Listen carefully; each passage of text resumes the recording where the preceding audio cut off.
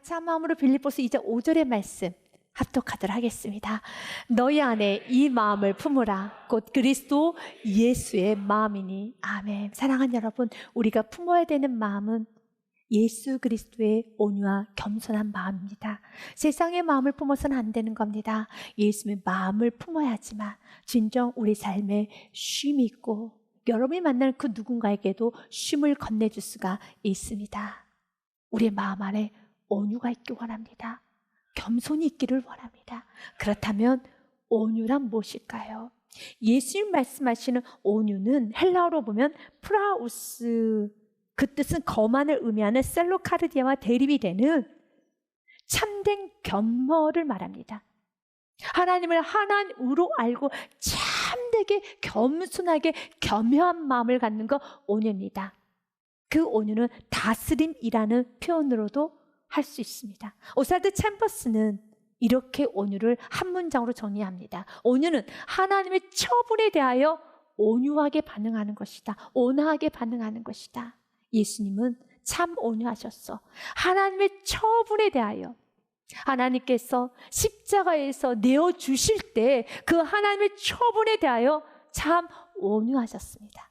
빌립보서 2장 8절 말씀에 보니 사람의 모양으로 나타나사 자기를 낮추시고 죽기까지 복종하셨으니 곧 십자가에 죽으심이라. 예수님은 하나님께 항변하지 않았습니다. 말 대꾸하지 않으셨습니다. 원망 불평도 하지 아니하셨습니다. 자신 뜻대로 가고자 고집 부리지도 않으셨습니다.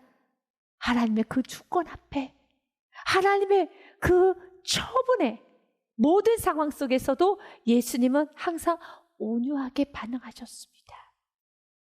그래서 예수님의 그 모습이 마치 이사야서 말씀에 보면 여러분 털 깎는 자 앞에서 잠잠하는 양과 같다라고 성경 기록됐어요. 그가 곤욕을 당하여 괴로울 때도 그의 입을 열지 아니하였으며 마치 도수장으로 끌려간 어린 양과 털 깎는 자 앞에서 잠잠한 양같이 그의 입을 열지 아니하였도다. 예수님 입을 열지 아니했습니다. 원망의 입을 열지 아니했습니다. 불평의 입을 열지 아니했습니다. 그리고 낙심의 말을 하지도 아니했습니다. 모든 상황에서 예수님 온유하셨습니다. 그러나 반대로 베드로는 온유하지 못했고 분노하였습니다. 그래서 그는 칼을 휘둘렀습니다. 그래서 예수님은 베드로에게 내 칼을 도로 칼집에 꽂으라라는 말했습니다. 오늘 동일하게 우리에게도 말합니다. 불평의 칼을 휘두르고 있는 성도님이 계시다면 주님의 음성을 들어보십시오. 휘두르고 있는 불평의 칼을, 원망의 칼을, 낙심과 절망과 두려움과 욕심과 이기심의 칼과 이제 불순종하겠노라라고 마음 안에 교만한 생각까지 하고 있는 그 모든 여러분 나쁜 칼을 도로 칼집에 꽂으십시오. 그 칼을 휘둘러서는 안 되는 것입니다. 그러면 왜 베드로는 칼을 휘둘렀나요? 깨어있을 때 깨어있지 아니해서 그렇습니다. 기도할 때 기도하지 아니해서 그렇습니다. 오늘 본문의 말씀 여러분 마태복음 26장 말씀에 보면 베드로가 칼을 휘둘렀던 그 사건에 앞서 예수님 베드로에게 크게 책망을 하십니다. 제자들에게 오사 그가 자는 것을 보시고 베드로에게 말씀하시되 너희가 나와 함께 1시간도 이렇게 깨어있을 수 없더냐. 예수님은 겟세마네 동산에서 땀방울이 핏방울이 되도록 눈물 뿌려 기도하고 있습니다. 아버지 이 잔을 내게서 옮기시옵소서. 그러나 나의 원대로 마옵시고 아버지의 뜻대로 되기를 원하나이다 라고 하면서 온유하게 기도하고 계셨습니다. 아버지의 뜻이 이루어지기를 기도하셨습니다. 그러나 제자들은 원성경에 보니 어떻게 되어 있습니까? 자고 있습니다. 기도할 때 잡니다. 예수님께서는 53절에 너는 내가 내 아버지께 구하여 지금 12군단도 더 되는 천사를 보내시게 할 수 없는 줄 아느냐. 내가 지금 천사를 동원할 수 있다는 걸 너가 모르느냐? 할 수 있죠. 그러나 하지 않는 겁니다. 그래서 예수님 온유하십니다. 온유는 모든 상황에서 자신의 힘을 과시하는 것이 아니라 하나님 말씀 앞에 순복하는 자세입니다. 다스림을 받는 자세입니다. 여러분 어떨 때 인생이 무겁게 느껴지나요? 어떤 자녀가 무거운 짐처럼 느껴지나요? 사업장이 가정이 무거운 짐처럼 느껴지나요? 여러분 자녀가 여러분 계획대로 아주 잘 되어갈 때 공부도 잘하고 성품도 좋고 성격도 좋고 신앙생활도 잘하고 학교도 좋은데 잘 들어가고 직장생활을 잘하고 월급도 굉장히 많이 받고 선물도 많이 하고 결혼도 잘하고 여러분 그럴 때 여러분의 자녀가 짐처럼 느껴질까요? 자랑이죠. 자녀만 생각하면 행복하죠. 여러분 사업장이 여러분 쓰고도 나눠주고 줘도 넘치는 사업장이라면 그 사업장이 짐처럼 느껴지겠습니까? 보물단지겠죠. 어떨 때 자녀가 짐처럼 느껴지나요?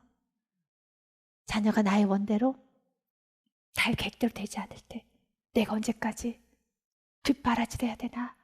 내가 언제까지 이렇게 눈치 보고 살아야 되나? 힘들다. 너무 자녀가 무겁다. 그렇다고 이 자녀 끊어낼 수도 없지. 내가 언제까지 자녀에게 이렇게 매어 살아야 되나? 언제까지 자녀에게 이렇게 내가 고생하며 살아야 되나? 내가 언제까지 자녀의 뒷바라지를 해줘야 되나? 내 계획대로 되지 않을 때이죠. 이렇게 계획대로 되지 아니하면 짐처럼 느껴져요. 그럴 때 주는 말합니다. 상황도 이렇게 무거운데 마음이 온유하지 않으면 살아날 수 있는 길은 없어요. 살아날 수 있는 길은 없습니다. 그래서 주님 말하는 겁니다. 온유할 수 없는 그 상황 가운데 주님 우리에게 온유를 선포합니다. 예수님은 그 모든 상황에서 온유하셔서 마음의 천국을 이루셨고 그 마음의 천국이 이 삶 속에 그대로 천국을 보이셨습니다. 주님 여러분의 그 뜻, 하나님의 뜻이 이루어지기 원합니다. 온유하게 살아가십시오. 그래서 마음의 천국을 이루십시오. 그리고 여러분의 마음이 그대로 하나님의 뜻이 이루어지는 천국을 여러분이 이제는 삶 가운데 내가 손을 만지고 맛보고 여러분 간증하는 시간이 되시기를 바라겠습니다. 또한 겸손할 때 마음의 쉼이 찾아옵니다. 예수님께 겸손을 배우셔야 합니다. 빌립보서 2장의 말씀은 예수님의 겸손이 아주 잘 표현되었습니다. 예수님 우리에게 말씀하셨습니다. 너희는 이 마음을 품으라 곧 그리스도 예수의 마음이니 라고 하면서 예수님의 그 겸손은 첫 번째 7절 6절 말씀해 보니 그는 근본 하나님의 본체시나 하나님과 동등됨을 취할 것으로 여기지 아니하시고 겸손은 권리를 포기하는 것입니다. 자신의 권리 포기하는 것이 겸손입니다. 빌립보서 2장 6절의 말씀을 헬라어로 보아야 되겠습니다. 그는 근본을 헬라어로 휘파르콘입니다. 그 뜻은 예수님은 하나님 안에 존재하시다라는 뜻을 가지고 있습니다. 예수님은 하나님 안에 존재하다. 하나님은 예수님 안에 존재하다라는 뜻입니다. 또한 본체는 헬라어로 모르페, 하나님의 본질적인 성격과 성질이 똑같다, 동등하다는 뜻을 가지고 있습니다.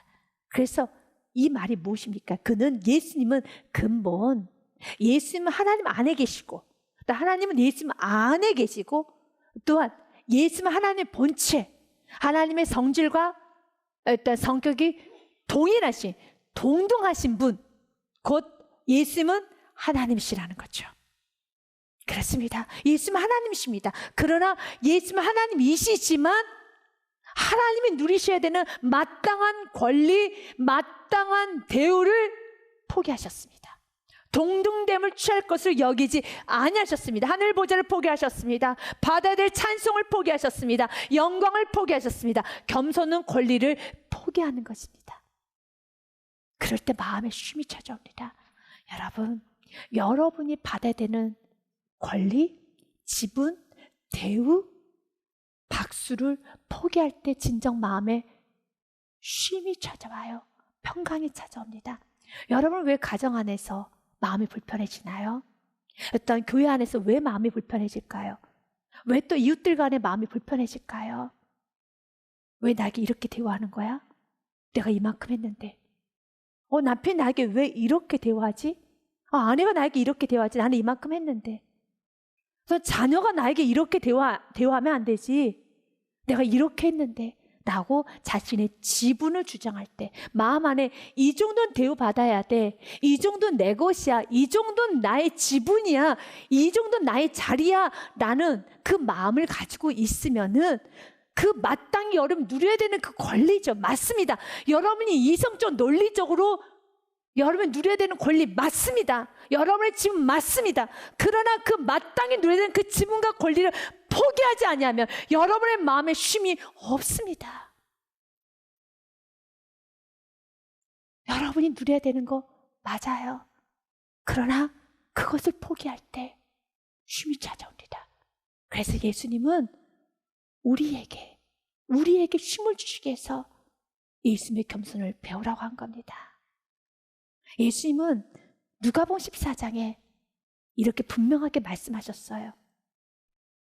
혼인집에 갔단다. 그때 너의 앉을 자리를 찾아 들어가겠지.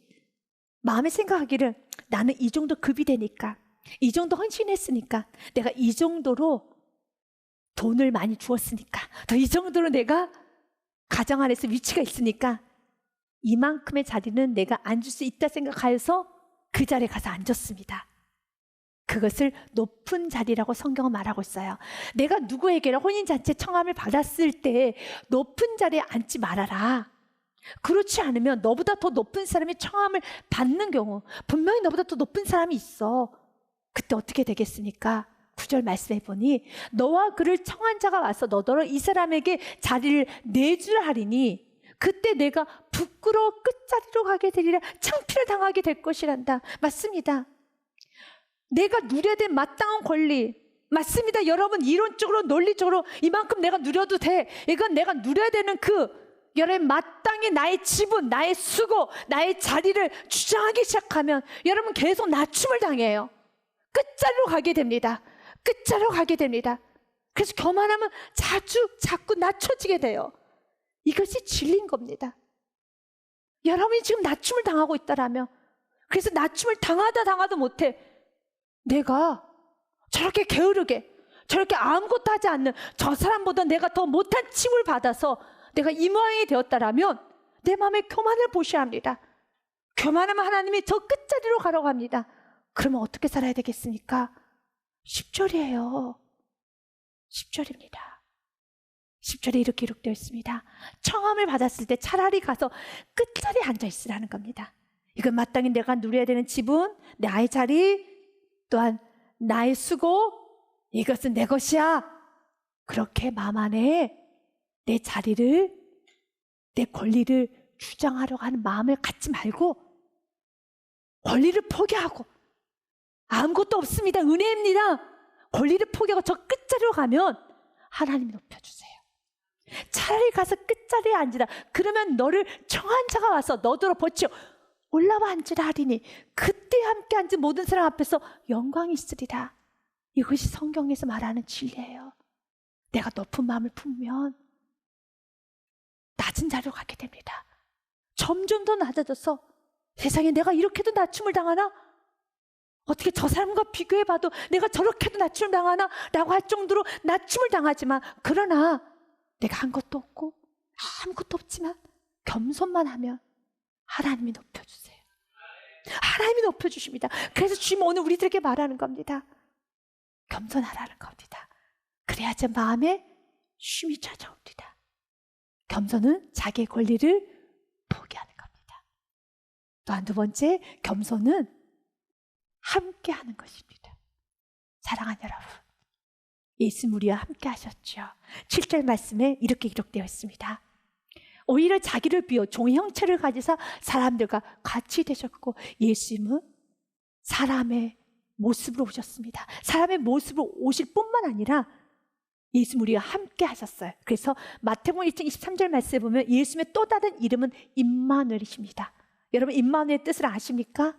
보라, 처녀가 잉태한 아들을 낳을 것이요 그의 이름을 임마누엘 하리라 하셨으니 이를 번역한지 그 뜻은 하나님이 우리와 함께 계시도다. 아멘. 하나님 우리와 함께 계시도다. 여러분, 하나님 우리와 함께 하셨습니다. 그렇다면 우리가 누구랑 함께 할 수 없다면, 나는 그 사람하고는 도대체 이야기가 안 돼, 같이 살 수가 없어, 나는 우리 부모하고는 같이 살 수가 없어. 나는 아내하고는 대화가 안 돼. 남편하고는 대화가 안 돼. 난 저 사람하고는 난 절대로 못 살겠어. 라는 말을 남발하고 있다라면 그 사람의 문제가 아니라 내 안에 있는 교만을 보아야 됩니다. 여러분, 우리 예수님 우리와 얼마나 함께 대화하고 동행하고 사역하기가 어려우실까요? 쉽지 않을 겁니다. 하나님은 완전하신 분이신데 우리와 함께 하시잖아요. 그분은 겸손하시기 때문에 겸손하면 맞출 수 있습니다. 겸손하지 못하기 때문에 같이 못 산다 하는 겁니다. 같이 할 수 없다라고 하는 겁니다. 내가 겸손하면 함께 할 수 있습니다. 사랑하는 여러분, 자꾸 함께 할 수 없는 사람이 생겨나기 시작하면 이 사람도 함께 할 수 없고 저 사람과도 대화할 때 답답하고 이 사람과도 답답하고 저 사람과도 답답해서 어우 답답해 라는 말로 분노하고 있더라면 이젠 내 마음 안에 교만을 보셔야 합니다. 그리고 예수님의 겸손을 배우시기를 바라겠습니다. 그렇다 해서 성격이 차분하고 조금 내성적이고 쉽게 사람들과 친하게 지내지 못하는 성격의 소유자를 향하여 누구나 어울리지 못하니까 이것은 겸손하지 못한 거 아니야? 라고 착각하거나 판단해서는 절대로 안 됩니다. 그것은 신중하게 사람을 사귀는 성격, 개인적인 취향인 것입니다. 그러나 이것은 마음의 태도이죠. 마음의 태도에 급을 나누고 저 사람 내 말을 알아듣지 못해. 저 사람 내 말을 지금 알아듣지 못하는 사람이야 라고 하는 그 높은 마음이 낮아지기 원합니다. 알아듣지 못한다라면 나의 언어를 바꿔야죠. 나의 태도를 바꿔야죠. 나의 생각을 바꿔야죠. 그러면 되는 겁니다. 주님의 겸손을 오늘도 배워가시기를 바라겠습니다. 세 번째로 여러분, 겸손은 순종하는 것입니다. 8절 말씀 같이 합독해 보도록 하겠습니다. 사람의 모양으로 나타나사 자기를 낮추시고 죽기까지 복종하셨으니 곧 십자가에서 죽이십니다. 아멘. 겸손은 항상 순종이라는 아름다운 열매를 맺히게 됩니다. 겸손은 하나님의 뜻에 순종합니다. 자신의 뜻을 꺾습니다. 그러나 교만은 자신의 뜻에 순종하고 하나님의 뜻을 거부하는 것이 교만입니다. 여러분의 마음 가운데 하나님 말씀에 순종하고자 하는 마음이 넘쳐난다면 겸손으로 충만한 겁니다. 그러나 말씀이 이해가 되고 어떻게 살아야 되는지도 알면서도 순종하는 것이 좀 어렵더라면, 그리고 또한 점점 하나님과의 관계가 멀어지게만 느껴진다라면 지금 여러분은 하나님 앞에 정말 깨어 기도해야 될 때입니다. 왜냐하면 하나님은 교만한 자는 물리치세요. 내가 하나님과 멀어지는 것이 아니라 교만한 자에게는 은혜를 주시지 아니하시고 물리치십니다. 왜 하나님께서는 여러분에게 은혜를 주시지 않으실까요? 왜 우리 하나님께서 여러분을 안죠? 은혜를 주시죠. 그러나 여러분이 신앙생활 하는데 점점 내가 하나님과 멀어지는 것 같아 라는 느낌이 든다라면 자신 안에 하나님 뜻에 순종하지 못하는 교만을 십자가에 못 박아야 돼요. 왜냐하면 그 교만은 패망으로 가는 선봉의 자리에 있습니다. 말씀에 보면 교만에 관한 경고의 말씀이 아주 많습니다. 잠언 16절 18절 말씀에 보니 교만은 패망의 선봉이요 거만한 마음은 넘어짐의 앞잠이니라. 사람의 마음의 교만은 멸망의 선봉이요 겸손은 종기의 길잡이니라. 무례하고 교만한 자를 이름하여 망령된 자라 하나니 이는 넘치는 교만으로 행함이니라. 또한 야고보서 말씀 같이 읽습니다. 그러나 더 큰 은혜를 주시나니 그러므로 일렀으되 하나님이 교만한 자를 물리치시고 겸손한 자에게 은혜를 주신다 하였느니라. 아멘. 교만한 자를 물리치세요. 하나님 겸손한 자에게 은혜를 주세요. 그래서 내가 지금 하나님과 관계가 멀어지는 것이 아니라 나의 교만이, 내 안에 불순종이 점점 하나님과의 관계가 멀어지는 겁니다. 사랑하는 여러분, 예수님 우리에게 말합니다. 마음에 쉼을 얻기 원하느냐? 나의 온유와 겸손, 예수님의 온유하심과 예수님의 겸손을 배우시기 바랍니다. 라인홀드 리버 신학자인 그는 이 부분에 있어서 이렇게 글을 좀 적었습니다. 첫 인간 아담의 죄의 핵심은 교만입니다. 그것의 본질은 자기 중심성이다.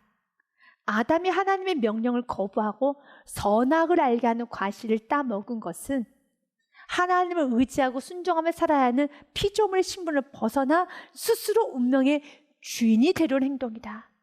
여러분, 그 결과가 무엇이었습니까? 에덴 동산에 쫓겨나는 것이죠. 교만의 결과가 무엇입니까? 패망의 선봉이 되는 겁니다. 넘어지면 앞잡이가 되는 겁니다.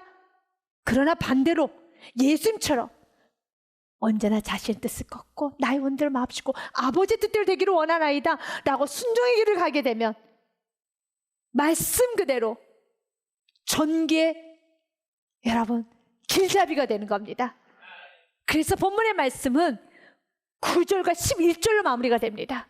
예수님께서 겸손히 순종하셨을 때 그 결과가 무엇입니까? 이름으로 하나님의 그를 지극히 높여 모든 이름에 뛰어난 이름을 주사 하늘에 있는 자들과 땅에 있는 자들과 땅 아래에 있는 자들로 모든 무릎을 예수 이름에 꿇게 하시고 아멘. 세상을 내 앞에 꿇게 하는 건 내 안에 혈기, 분노, 내 안에 있는 여러분 모든 인간적인 방법과 불순종과 오만과 자만과 세상적인 열심이 아니라 오직 온유와 겸손입니다. 세상이 무릎 꿇게 되어 있습니다. 주님은 우리의 모습이 이런 모습이 되길 원합니다. 온유와 겸손으로 세상을 무릎 꿇히기 원합니다. 그리고 무릎 꿇었던 그들이 나를 쳐다보는 것이 아니라 나에게 충성하는 것이 아니라 11절입니다. 같이 읽습니다. 모든 입으로 예수 그리스도를 주라 시인하여 하나님 아버지께 영광을 돌리게 하셨느니라. 모든 사람들이 예수님만이 나의 주님이십니다. 하나님은 나의 아빠 아버지십니다 라고 영광 올려드리는 복음의 통로, 축복의 통로, 그렇게 아름다운 인생을 우리가 살아야 되겠습니다. 이번 한 주간도 온유하게 사십시오. 겸손하게 사십시오. 그래서 하나님께 크게 영광 올려드리는 아름다운 생애로 사시기를 주님의 축복 드립니다.